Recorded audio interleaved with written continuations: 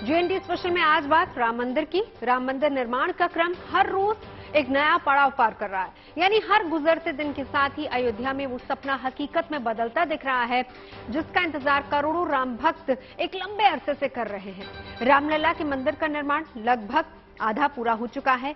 इसी साल जून महीने में मंदिर के गर्भगृह की आधारशिला रखी गई थी और उसके बाद से ही अयोध्या में रामलला के गर्भगृह निर्माण का काम बेहद तेजी से चल रहा है।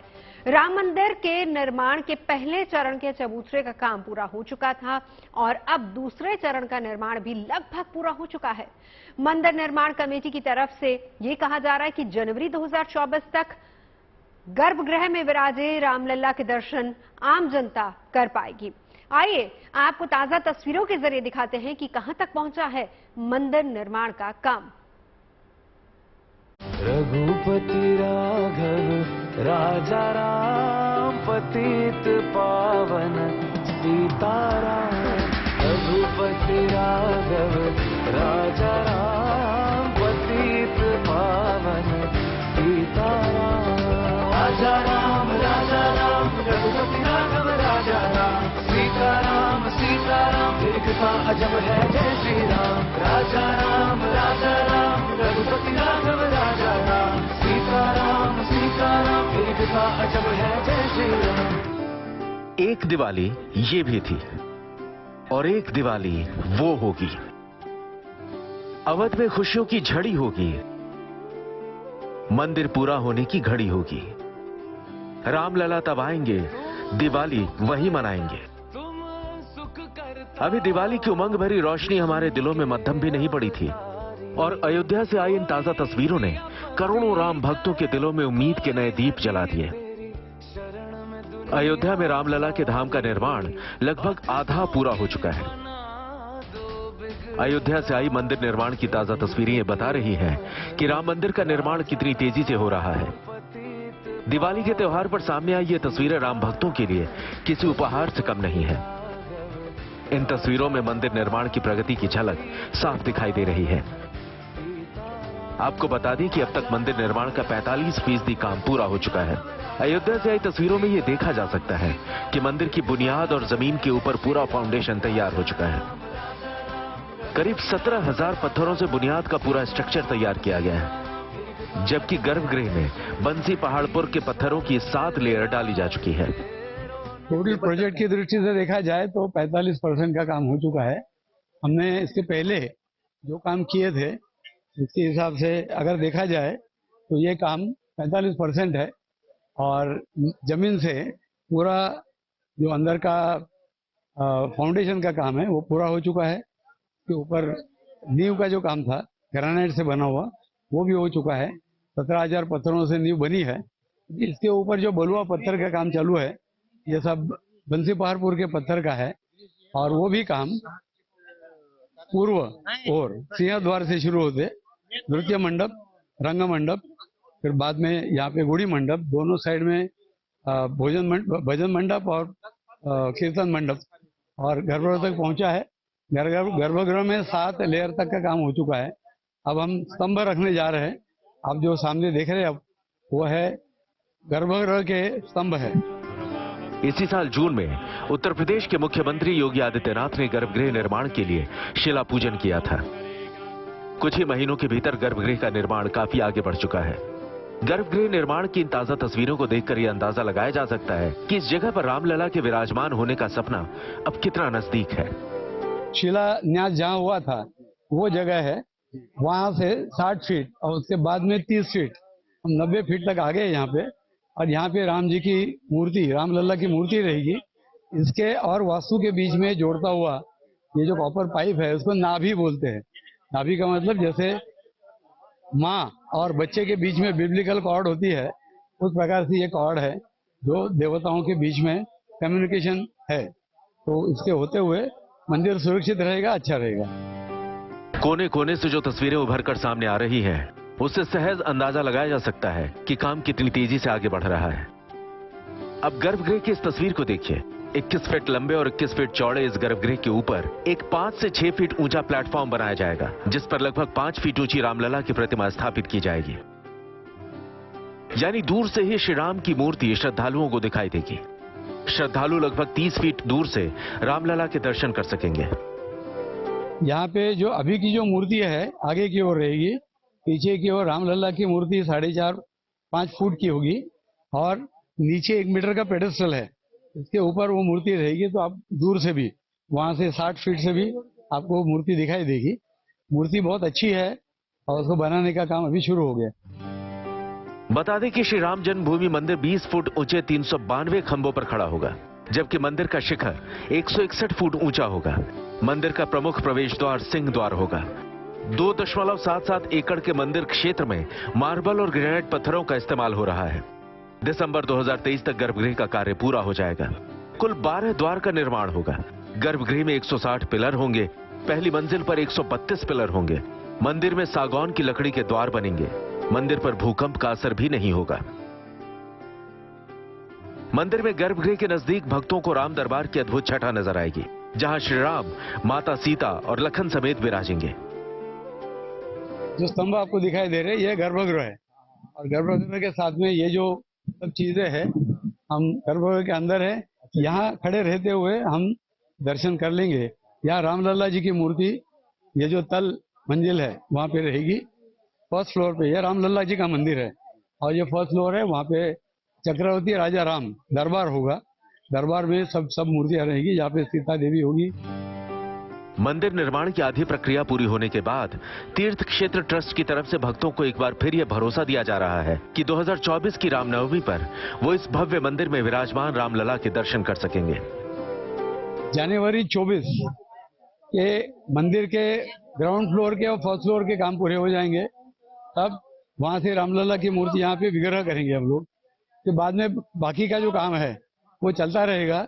1 साल बाकी मतलब परकोटे का काम है, सुविधा केंद्र का काम है, वो चलता रहेगा। तो इस प्रकार से श्रद्धालुओं को देखने के लिए मार्च या रामनवमी, देखिए रामनवमी 24 से श्रद्धालु सब यहीं पे वो मूर्ति होगी, यहीं पे वो गर्भगृह है, यहीं पे वो रामलला विराजमान होंगे।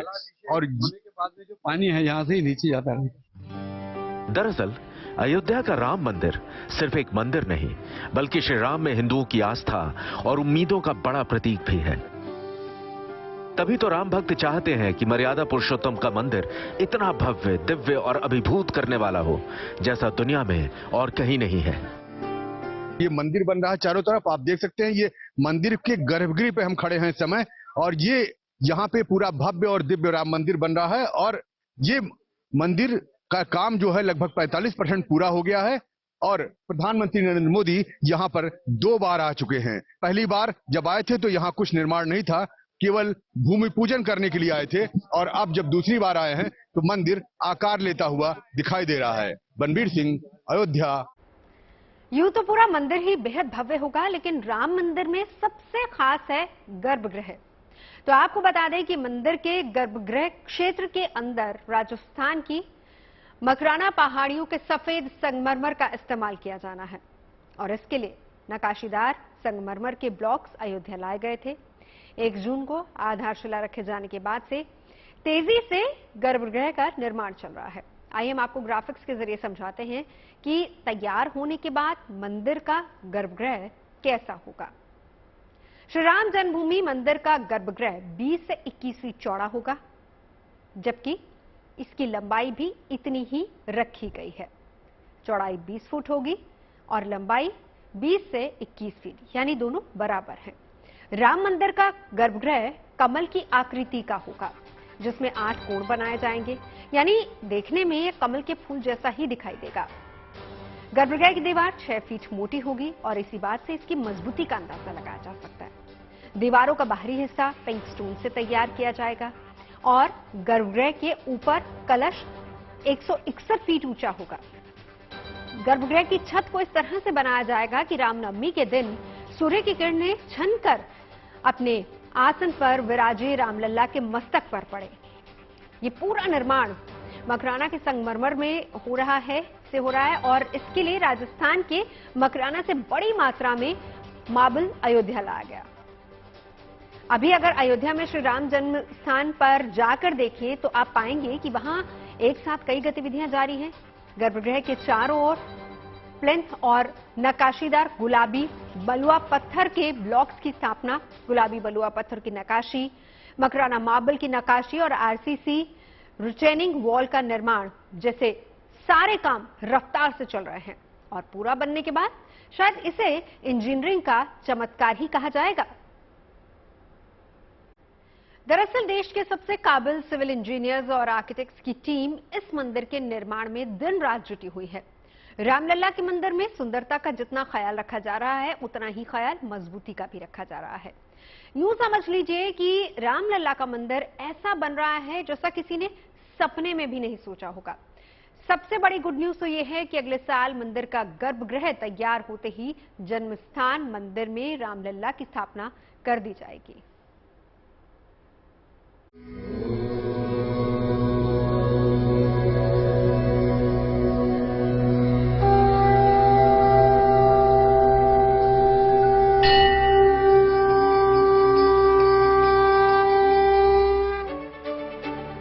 हमारी आस्था जैसी गहरी नींव, हमारे विश्वास की तरह मजबूत ढांचा और राम कहानी की हमारी कल्पनाओं से भी सुंदर रूप। सदियों का इंतजार जब राम मंदिर के रूप में वर्तमान के धरातल पर उतर रहा है तो मानो आंखों में नहीं समा रहा।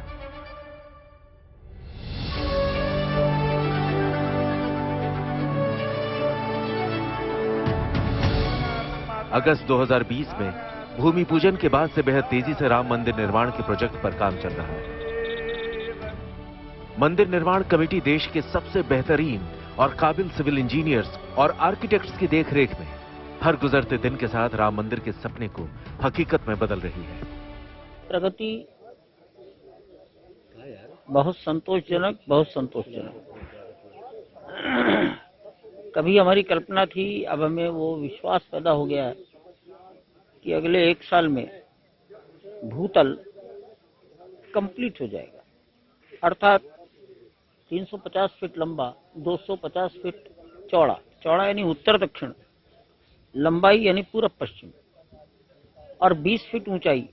एक फ्लोर 20 फीट ऊंचा है तो खंबे, बीम और छत, इतना सब तैयार हो जाएगा और इसलिए हम प्राण प्रतिष्ठा कर सकते हैं। अवध में रामलला का भव्य धाम बनाने की इस पावन यात्रा का शुभारंभ 2019 में ही हो गया था। 9 नवंबर 2019 को सुप्रीम कोर्ट ने मंदिर निर्माण के पक्ष में फैसला दिया। 5 फरवरी 2020 को राम मंदिर के लिए ट्रस्ट का ऐलान कर दिया गया। 5 अगस्त 2020 को राम मंदिर का भूमि पूजन हुआ। 20 जनवरी 2021 को राम मंदिर के लिए नींव की खुदाई का काम शुरू कर दिया गया। 15 मार्च 2021 को नींव की खुदाई के बाद उसे भरण का काम शुरू हुआ। 15 अक्टूबर 2021 को नींव का समतलीकरण और राफ्ट बनाने की शुरुआत हुई। 1 जून 2022 को गर्भगृह के निर्माण का काम शुरू हो गया। अब जब मंदिर का निर्माण कार्य 45% पूरा हो चुका है तो ये उम्मीद की जा रही है कि दिसंबर 2023 से पहले गर्भगृह का निर्माण हो जाएगा और 14 जनवरी 2024 तक रामलला मंदिर में विराजमान हो जाएंगे।